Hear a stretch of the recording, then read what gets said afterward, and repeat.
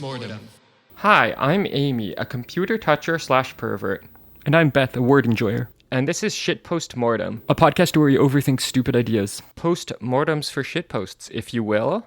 Also, we might trick you into learning about table saws or something. Seems entirely possible. We've been obtaining tools. I gotta say, tools?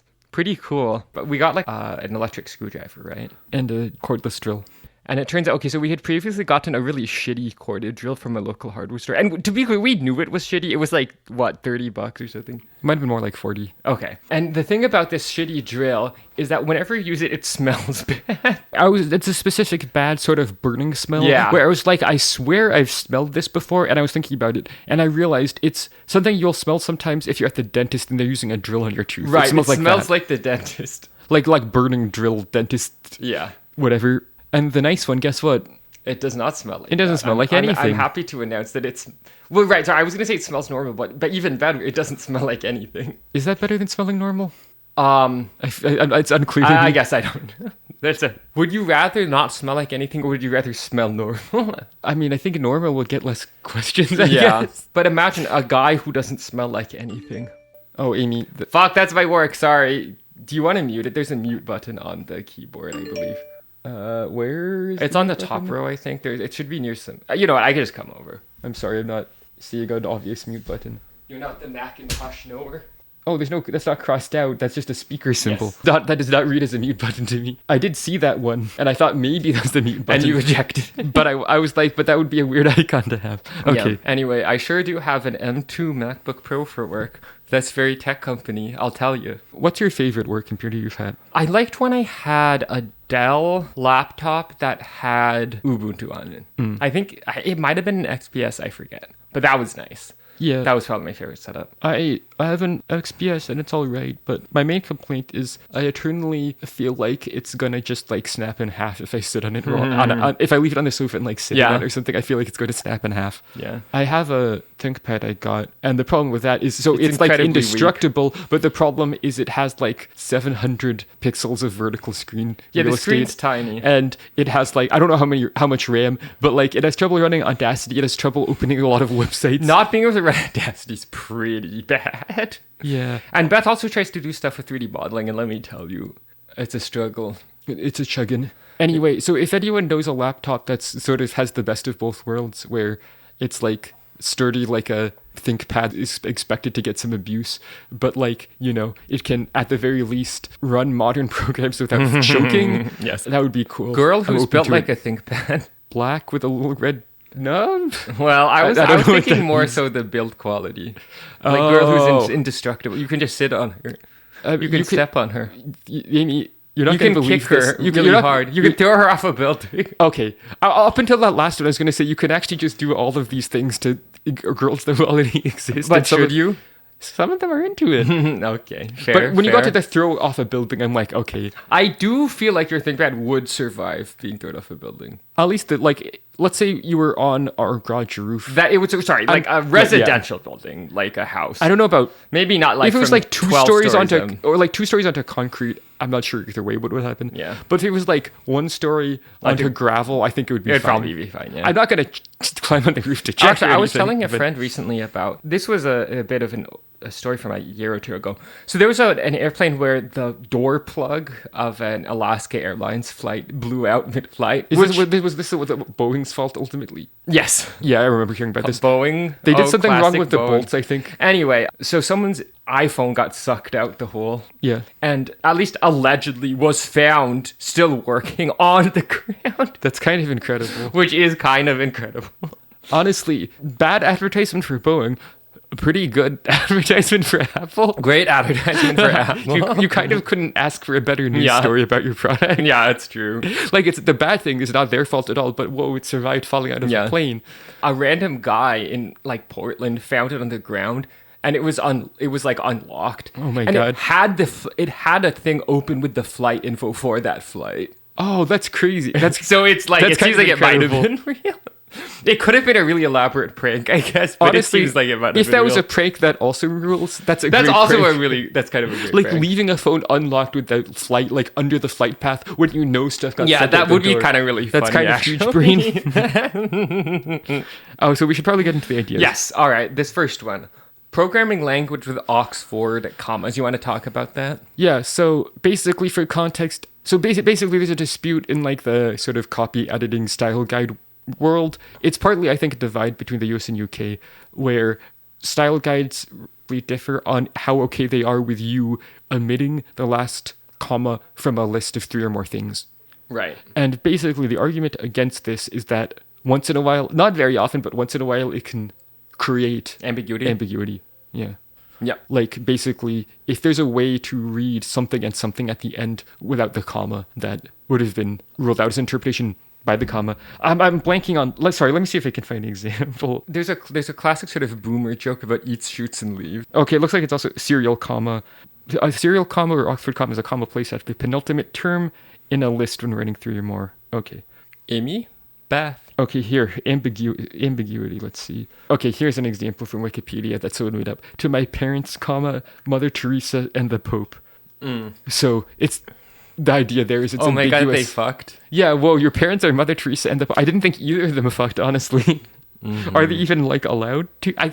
I don't know. I mean, actually, are nuns, like, allowed to fuck? I would assume no. Just the general vibes of the Catholic Church have made me assume that monks and nuns aren't supposed to fuck, at least. Yes. I'm not going to say they don't, but they're not supposed They're to. not. Yeah, there's a difference between are they supposed to? I mean, versus any do they? organization that's like, hey, members, you can't have sex, let's be real, you know people are going to violate Okay, that. hear me out. What if there was a sport where that was like that? Sorry, elaborate.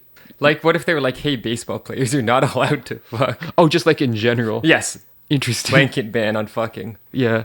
That way they'll channel their sexual energy into the game. Amy, this sounds like some semen retention type logic. Okay, that's fair.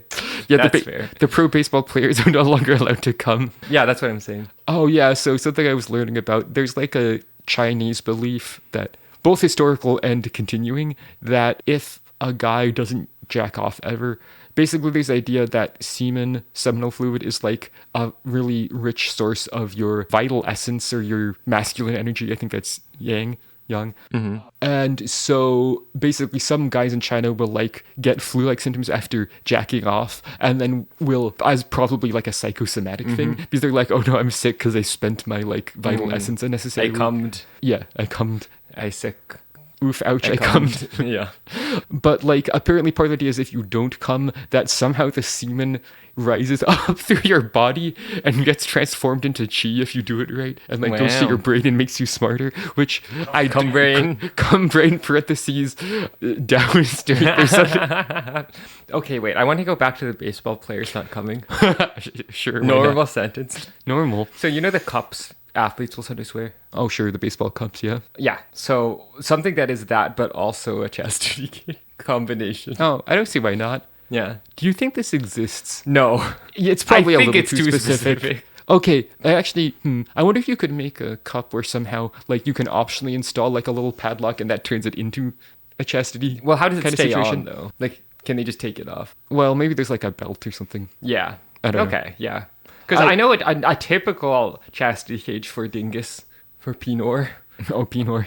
it uses the balls Yeah, to stay on. right. Like, there's a ring around the sort of base under of the balls. Yeah, Is that right? that's right. Yeah. Sort of at the base. Right, which, like, a The baseball root of cup. the balls does not do that generally. Yeah. It's not really how they work. Yeah. Yeah, I think they just kind of go inside of underwear usually, and it's just, like, a plastic hard Yeah. cup. Okay, actually, Beth, going back to the original idea, we really got on tangents. How did we get? I don't know how we got here. You're right, we're talking about Oxford commas. I Yeah, thought. how did we get here? Oh, anyway, so yeah, the idea for going back to the actual idea. Yeah, so I thought it'd be funny if there's a programming language where in lists you can specifically leave out what would have been the last comma and it makes no difference. Yeah, Because that sounds kind of horrible. That and I does think sound that's funny. horrible. This was inspired by a friend being like, people at my work just figured out a bug that's existed forever. Yeah. Here's the code. And I looked at it and I'm like, you guys just forgot a comma. Yes, it was Python. correct. They forgot a comma. And so two things that were supposed to be Strings, separate right? entries it's two strings in a list or something.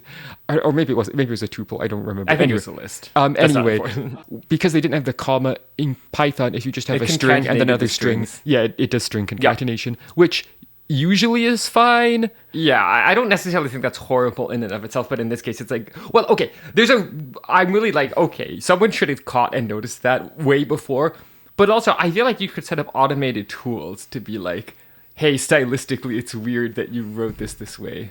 Yeah, like Kind of flag. it makes me think they don't have good linting or anything. Yeah, exactly. Right. Oh, sorry. Do you want to explain what linting is real quick? Oh, linting, yes. So linting in like software development is generally you have some other program that looks at your code and is like, hey, I don't like how much this bit is indented, or like, hey, I don't like how you named this variable. It's basically like automated nitpicking. Yeah, about your code automated nagging. That being said, it's nice if you can set it up to fix the things automatically. Then it's nice. then that's actually useful. Okay, so something that drove me crazy when I was at Google, generally a lot of the linting there just strictly prohibited lines over Oh, certainly. Yes, that's... over 40 characters. Oh, 40 is pretty short. Yeah, it's too short. I think some opinionated old crotchety programmer was like, no, you should never need longer than that or something. I've seen much longer limits. Like, I've seen 80. I've even seen 120. Yeah.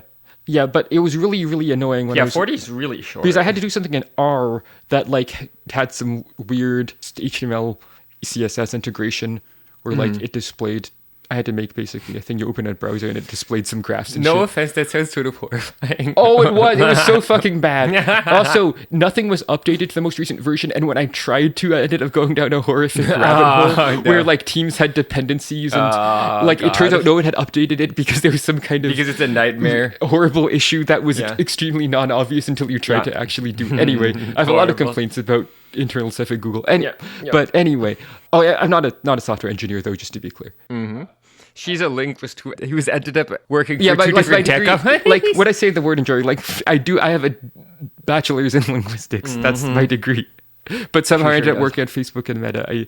Wait, you mean Meta and Google? Oh, right? Sorry. Sorry, yes. Yes. Okay. Sorry, Facebook and Meta are the same company. No, yeah, she's not currently working at Meta because it's become... Actually, it's become so bad to work there that I'm seeing articles about it. They just did massive layoffs. Yeah. And also they've been surveilling everything every employee does on their computers, basically, so they can train AIs to replace them. So it's not the best. Yeah, I left around that they started the have a mandatory time tracking browser extension where the higher-ups wanted people to be like, even if you're doing something for like 15 minutes, you should log it so they know what you're working on. And like this was mandated from the top, and no one I actually directly worked with thought it was a good idea. No. Everyone thought it was a big waste of time. I think it's a huge time sink. Yeah, to exactly. Fucking do that. So they basically were telling people just like put in big blocks of time, just lie basically, just say you were working the whole time, whatever. I worked for 4 hours with no breaks. That's great. Did I? No. No. Are you kidding? Obviously, fucking not. I spent 20 minutes in the bathroom and then another like half an hour getting myself a beverage very slowly or something. Yeah, that's how it is. Yeah. Look, if you've worked in an office job, this is how office jobs are. I promise. Right, going back to the comma thing, I personally am an advocate, if the programming language allows it, of having a comma after the last entry in a list, because that way when you add more stuff to the list, there's already a comma there and you won't forget. Yeah, like, see, I think what happened to my friend's work is that... Yes, someone added more stuff to the end of the list without going back and adding a comma in the previous line, Correct, and that's why you put a comma after the last entry, because then it won't happen. Yeah. Yes. Wait, so Beth, what you're saying, the idea would be that the programming language would behave differently based on if there was a comma? No, because that would be that's normal. Right.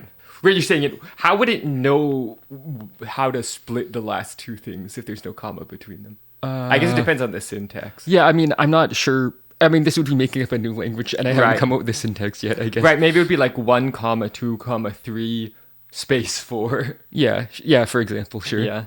God, that's sort of hard. Yeah, well, that was the point. It's supposed to be a terrible idea. Okay, wait, what if the language had like English-style conjunctions?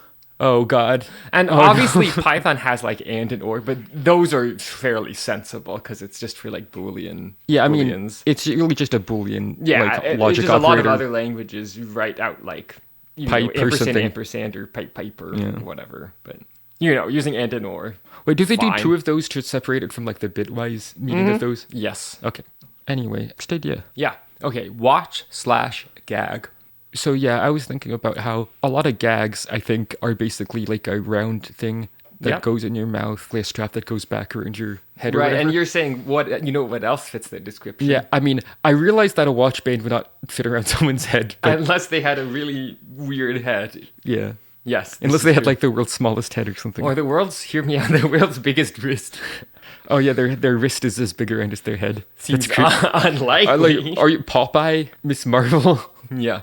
Well, it's one thing if your bicep is as big as your head. Yeah. But your wrist being Yeah. as big as your head is even weirder. Like, I think there might be something horribly wrong with your yeah, body. maybe. Yeah. Maybe That you have does some sort of that disease seems or really something. weird. Right. Anyway, the point is, you would have a watch that is also a gag, right? Yeah. Yeah, so like, if someone wants to know what time it is, you can be like, sorry, I was doing it. Sorry, you can't hear what I was doing. I was opening my mouth. I was trying to get to Amy and opening my mouth at her. Wait, so why would you have to open your mouth? The gag doesn't keep it open? No, it does. I just thought You it was thought that was funnier. stupid. I don't know. Okay. I actually have a gag right here. Wow. No, I lie. No, that was a gag. Yeah. No, I guess it was. I just put my hand everywhere. I suppose that's a gag. No, And no, it was no, a it was a gag. gag. Oh fuck! It was a gag. Yeah, It was a bit. exactly. It was a bit. Oh, it was fuck. a gag. It was It a was a bit. joke. Beth, Yeah. are you bitwise? You're wise Uh, to the bits. Yeah, I think so. Pretty wise. I might not Okay. be streetwise. I think I'm bitwise. Yeah. I know about bits. I'm thinking about bits. I'm doing bits. Okay, so when they're using it as a gag, right? So it would have the time. I mean, yeah, well, that's what makes it Yeah. a watch. Yes. Yeah. Yeah. Could it be sort of multi-purpose? Could you put something else on the display? Yeah. I mean, it could be a smartwatch, I guess. Right. I don't see why Like not. my Pebble time 2. Yeah. A new thing to do with the Pebble. Mm-hmm. I mean, you'd have to make your own strap. Oh yes, But- definitely. Unless you could get like a belt for your waist could maybe work, Maybe. but it'd have to be pretty skinny. I was imagine. actually you might be able to cut leather with the laser cutter No, that's true. to be like a strap. That's maybe. true. Maybe.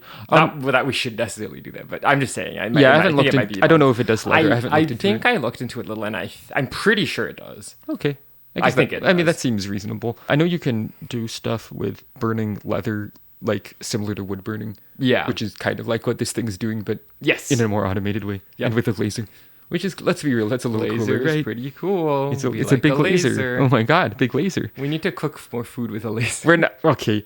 You're not the first person who said, Beth, what if you like made some toast with the laser Yeah, cutter? no, I know. I already know what would happen. They would catch fire. Or... Well, it depends on the settings. Oh, okay. But if you had it on safe settings, let's say, like Yeah. below the whatever the spontaneous ignition of bread is. Yeah, if you happen to know that, let us know. I mean, it must be pretty high. I Yeah, guess. that's true. They put it in a It's fucking not, oven. Yeah, so it's in an it's in an oven. it I must be decently high.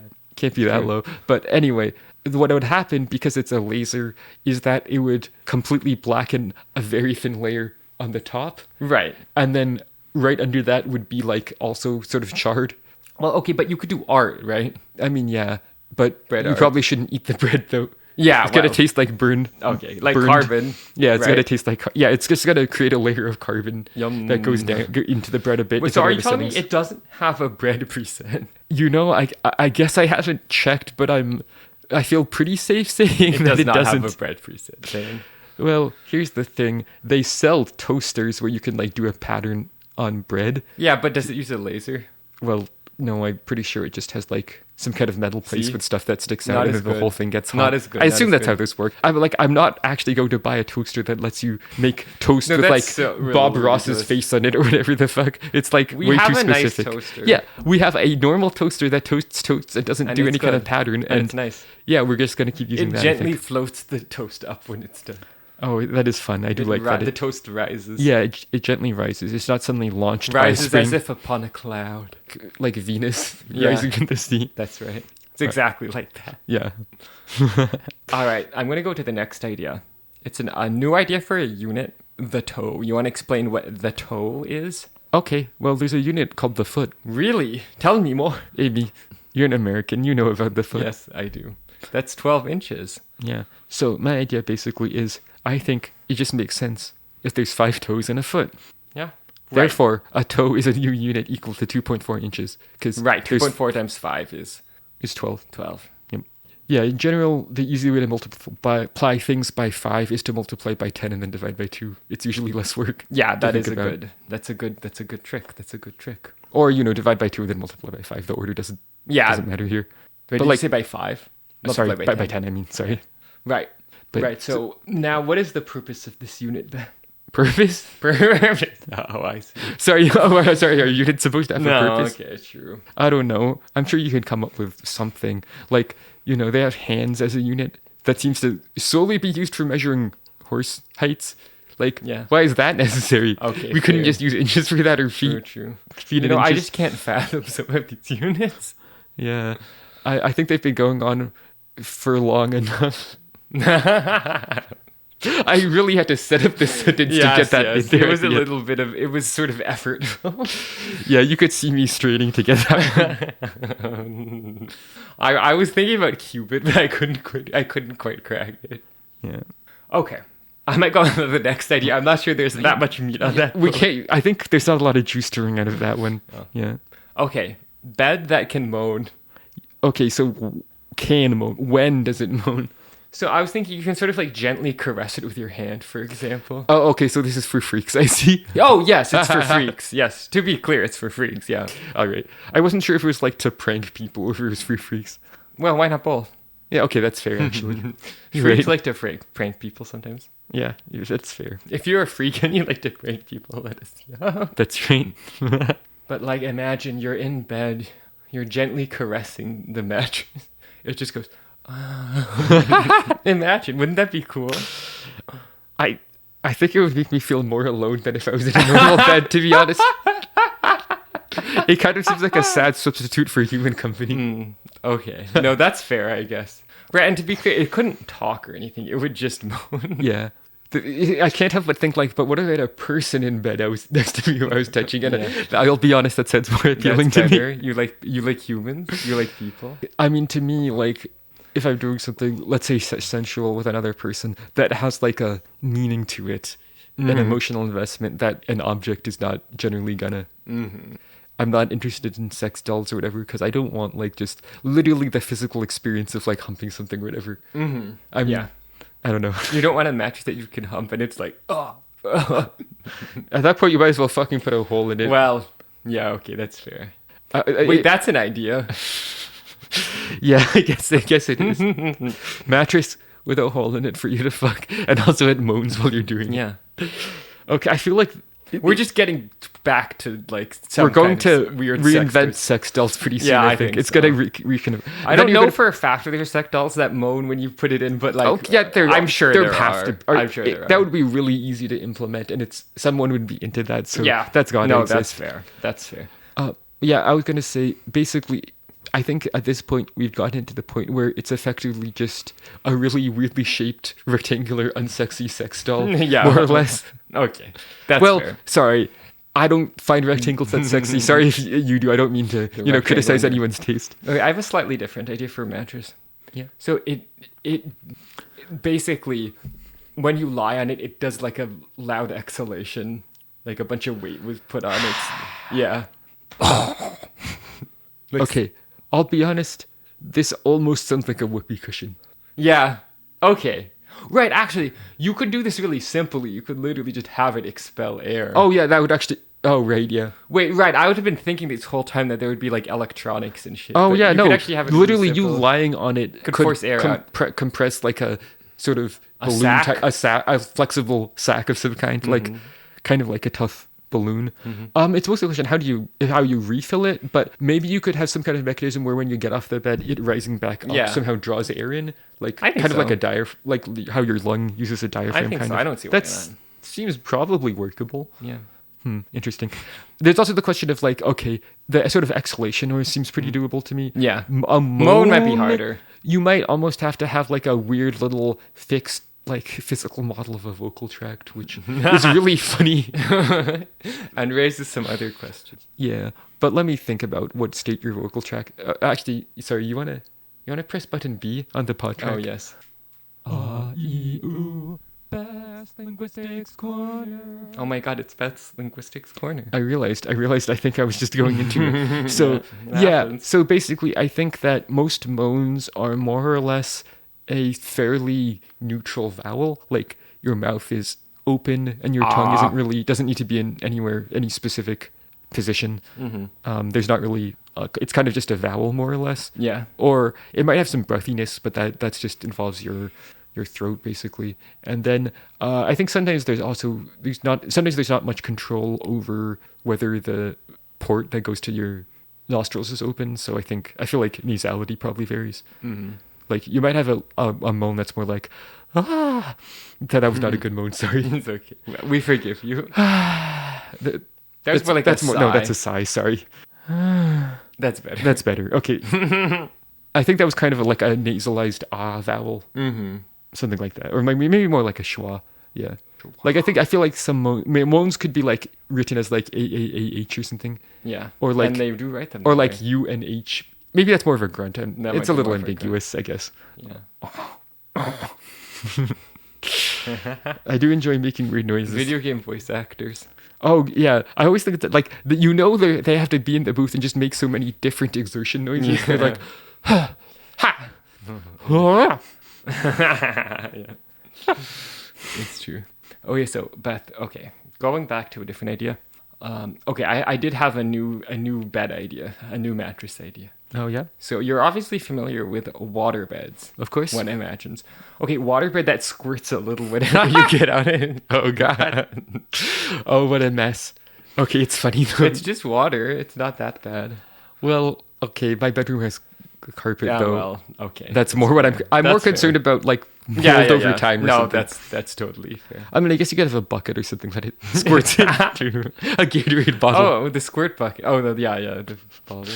And squirt bucket. Yeah. You have one of those out by the workshop. It's not a squirt bucket. It's a normal contractor bucket from Home Depot, and I've just been using it to wash stuff with water from the hose. Yeah. Yeah, spray. Oh, it's a spray bucket. I'll accept spray bucket. We're saying spray and squirt are different. Yes. Yeah. Yeah, those are different. You spray something with a hose. You don't squirt. You squirt something with a water gun. Yeah. I feel like that's fair. All right. No, that's fair. That's fair. Okay, actually, waterbed with a water gun. What? Waterbed with a water gun. Oh, okay. See, no, there we go. That's kind of good. Oh, maybe you can aim it at you. Yeah. Or someone else in the room if you have to lie down on it to activate it has like a built-in water gun. Yeah, exactly. Yeah, that's interesting. Yeah, bed with built-in gun. Was that your phone? Yeah, sorry. Let me turn this sound off. Okay. Anyway, all right. I guess next idea. Right. Okay. So it's a quote unquote doorbell where you just touch two wires together. So this is inspired by real life. Basically, when we moved into this new place, the doorbell they had was sort of not set up the best because one, it was a Ring, and I don't fuck off Jeff Bezos. Amazon owns Ring. Also, and like some rando, like they give footage to the police. Yeah. Etc. It's not so good. Yeah, so also... We're haters. It also made a noise, like, the actual doorbell made a noise, but the doorbell's outside. Right, the actual physical doorbell with the button outside made a noise, but it wasn't hooked up to anything. So we sort of heard it ring, but it was kind of muffled. And for a moment, I would always be like, is that our neighbor's doorbell? I was like, oh, that's our doorbell. Also, if someone's listening to music, then you just couldn't hear it, basically. Yes. Right, so we've learned about how doorbells work. Let me give you a quick rundown on at least the older school of doorbells you might find in your residence. Yeah, wired doorbells. Wired doorbells, yeah.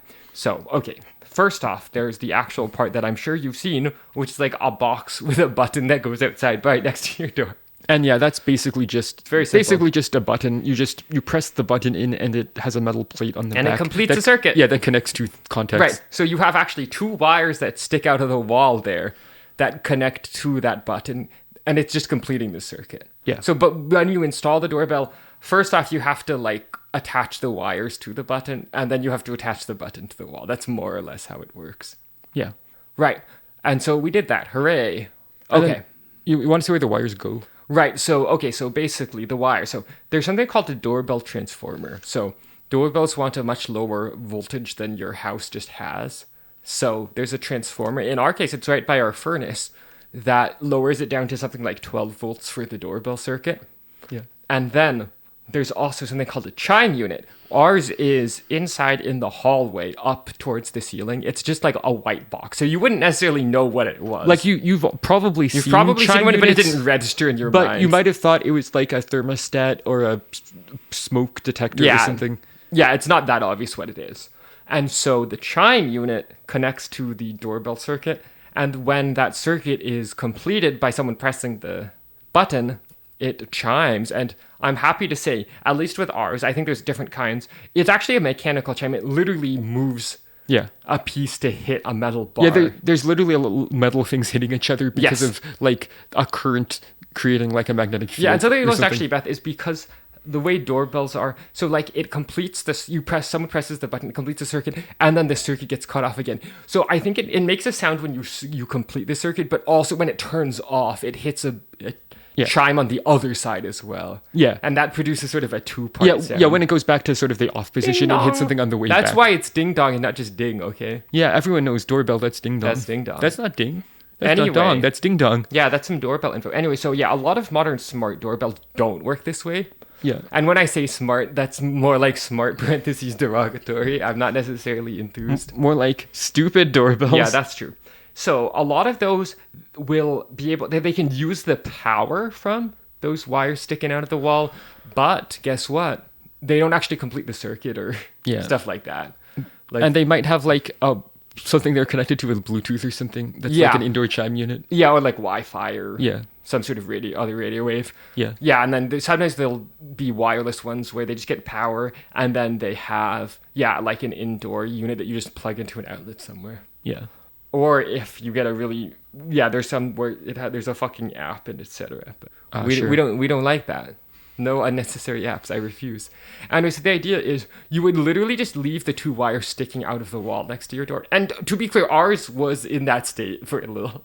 Only for like a day. Not very long. I mean, I generally try to not leave exposed wires that have electricity in them sticking out places. Sensible. That's sensible. Right. So, but however, I did test it. And if you do touch the wires together when sticking like that, the chime does go off. So yeah, we did talk about like, well, if anyone wants to come over, they can just touch the wires together. And it's fine. This works as a doorbell. If they get zapped, it's not that bad. It's not gonna, fine. One of us got zapped. We were fine. It's not a big deal. For sure, it's not gonna kill you. Okay, No. It's fine.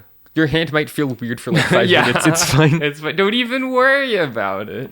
Don't even worry about it. So yeah, we were joking about just bad doorbells. Yeah, because obviously it's unbelievably like jank and also way too easy to shock yourself. Yeah. But I do think it'd be funny just to have the two wires sticking out and have a little sign that's like, just touch the wires together. Yeah. Just touch it together. Oh, by the way, just dipping back into sort of linguistics territory real quick. Of course. You can play it if you want to. It's fine. Okay. We already played. Yeah. It was. I feel like we played it pretty recently. Maybe we're still in there in Beth's linguistics corner spiritually. Yeah. Anyway, ding dong's a good example of sort of how English ablaut reduplication tends to have a certain vowel order. Mm-hmm. So, can you explain what that means? Yeah. So reduplication is when you have the same word or syllable twice, maybe with a change. A change. Yeah. Like an example is in English from Yiddish is shma reduplication, right, to like express that you're not sure about something, that you're skeptical or that you don't like it. Like reduplication, shmi duplication.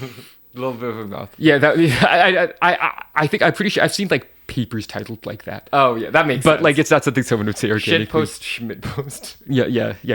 That's a lot more like an organic example. Yeah. So can you explain the ablaut part? Yeah. So basically, that means that the change is that like a vowel quality got changed. Mm-hmm. The other good big example of ablaut that English speakers would know is what they're called strong verbs. I don't know why the word strong is used there, honestly, but basically irregular verbs like sing, sang, sung, right, do ablaut for like the tense or whatever. Stink, stunk. Yes, exactly. Yeah, I can't believe you robbed me. I was good to say. Sorry. Go ahead. Stink, stank, stunk. Thank you. Okay. Thank you, Thurl Ravenscraft. That's me, Thurl. No, I think you'd know. You're not nearly your voice is nowhere near as low as that guy's. No. To be clear, that's fine. Yeah, I mean, it's not like you're going for that. No. Okay, trans girl who's like a basso profundo would kind of go harder. In fairness, Probably real. Probably yeah, real. yeah. If that's you, let us know. Right, but like stink, stunk, stank, for example. That sounds wrong. Dong ding. That sounds No, backwards. that's no good. It's no, wait, so what is the order? That's just is that just a fixed order that's sort of arbitrary, or is there like a internal logic to it? It's pretty fixed. It's like it at o Yeah. or it at stink stink stunk Stink. Sorry, I want. Or I don't like- need to drink it. or like ding dong dang sounds okay. Also, Yeah. A ding dong dang, a ding dong a dang. so I think in general goes early. Yeah. Yeah. It just feels like a smaller sound. Yeah, I agree. Like ding is smaller than dong. Ding Yeah. is higher pitched than dong. You know, Yeah. ding dong. Ding dong. But like if you went dong ding, Yeah. it feels wrong. I don't does know. feel wrong. Dong ding. I think maybe it's more. A lot of noises tend to fall in pitch towards the end, maybe Yeah. because the thing is like vibrating less. Right. It's fast. sort of a natural. Yeah. I don't know though. That's Yeah, kind that's of an an interesting offhand question. theory. Yeah. Yeah, there's probably more to explore on that topic, but I might have to do some research honestly. No worries. Right. You want to wrap it up? Actually, we have to go to a fucking wedding thing tomorrow. Yeah, we're recording this on Friday. That's gonna take like an hour and a half to get to one way. I was like, oh man. Okay. Yeah. Anyway, so I want to keep it short, not because I want to keep it short, but because I want to be able to spend less time editing. So this episode might not come out until Sunday. Yeah, and it might be a little short. So Yeah. Oh well. Not that short. I mean, we're like at 40 minutes in. Okay. Yeah, that's It's not bad. too short. Okay, credits. Oh my god, it's the credits. Can you believe it? It's the credits. That's crazy. No way. Okay, our website is shitpost.biz. You can email us at shitpostmortempod@gmail.com. We're on Blue Sky at shitpost.biz also. Hooray. That's at shitpost.biz. .biz. .biz. That's actually at shitpost.biz.